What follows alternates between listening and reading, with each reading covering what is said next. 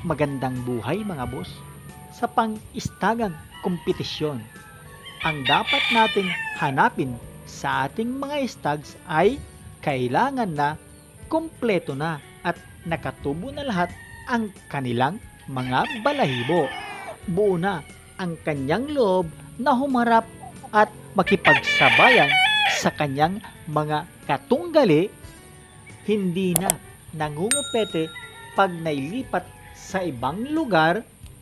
Meron siyang balansyadong tindig sa kanyang pangangatawan at ng kanyang timbang, at kailangan mga boss na nasa tamang edad na 9 months ang inyong stag sa aktwal na araw ng kanyang kompetisyon. Dahil sa edad na 9 months na yan, dyan natin makikita ang pinakamabilis, ang